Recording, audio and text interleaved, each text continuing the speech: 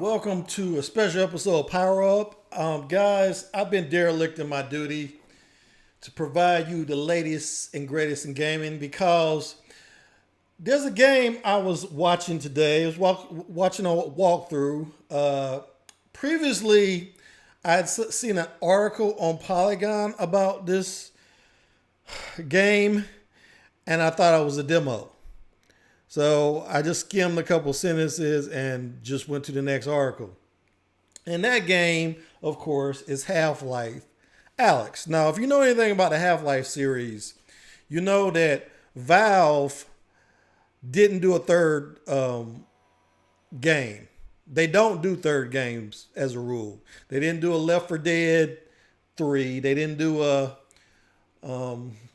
Team Fortress 3. They didn't do... they just don't do that. They didn't do a Portal 3. All those games ended after the second installment. Now, of course, Half-Life itself has had many games. They had Half-Life Opposing Force, Half-Life Blue Shift, Half-Life Half-Life 2, episodes 1 and 2. But like I said, there was no 3. And the last time they released a Half-Life property was 2007. That's right, 2007. So I had given up hope because Valve has this platform for games called Steam. You might have heard of it.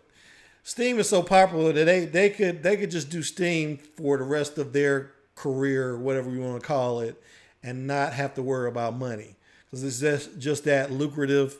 The money they probably make on skins and Counter-Strike Go would probably just sustain them forever.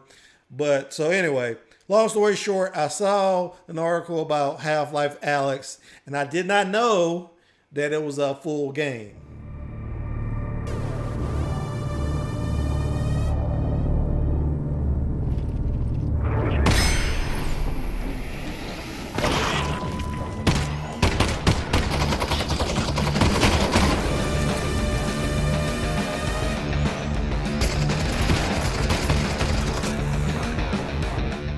It was a beautiful game,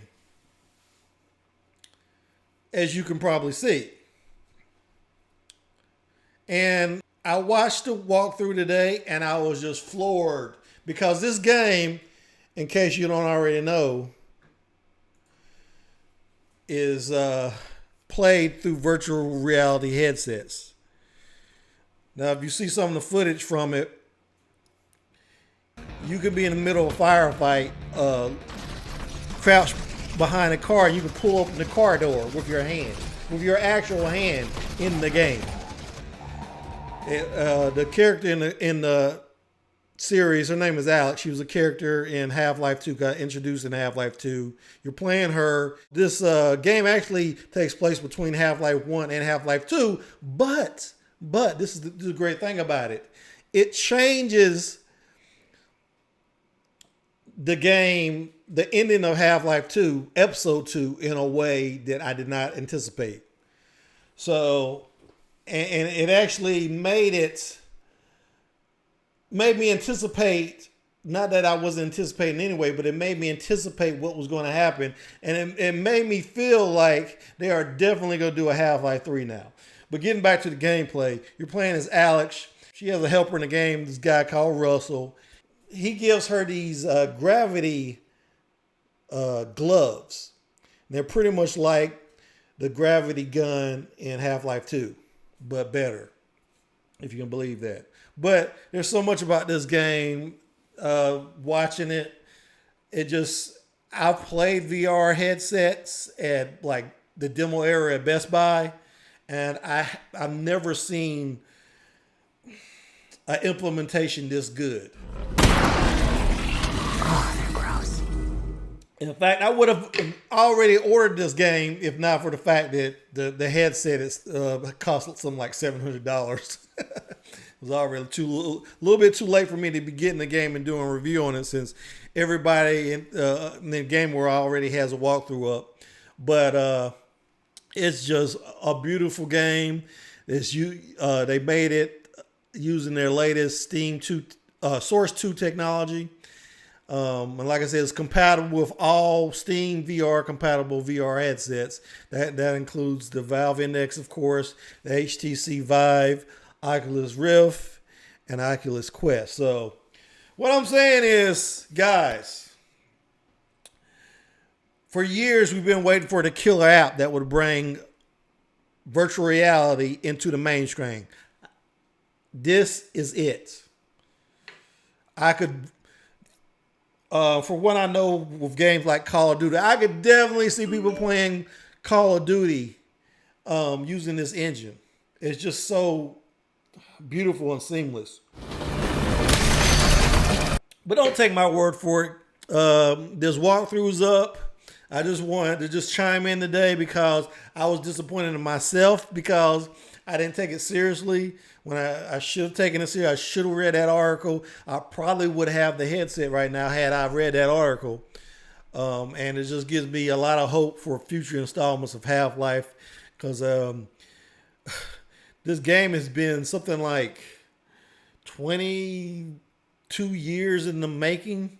I mean, I'm talking about from the first conception of Half-Life. It might be even longer than that. It might be something like 24 years.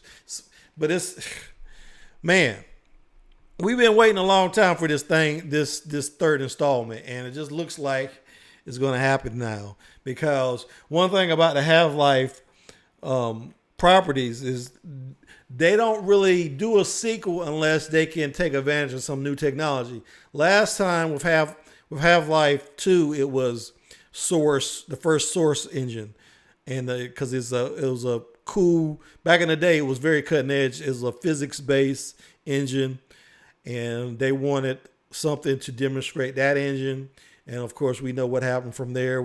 They of course released some versions of Counter-Strike in the Source engine, and I think Counter-Strike Go 2. I might be mistaken about that, but I think it was released using Source 1. It might be Source 2 though. But so they have another technology that they can take advantage of with the next release, I hope, of Half-Life 3. So I'm looking forward to that. I'm just so excited to finally have this technology, have this killer game that I think a lot of people are going to play and enjoy. And any doubts they had about this being a viable thing is going to make it a reality now. Hopefully we'll be seeing this coming into the consoles and whatnot. I'm that hyped about it. Just go, like I said, go ahead, just go on YouTube, type in Half-Life Alyx. Walkthrough, you would be happy that you follow my advice.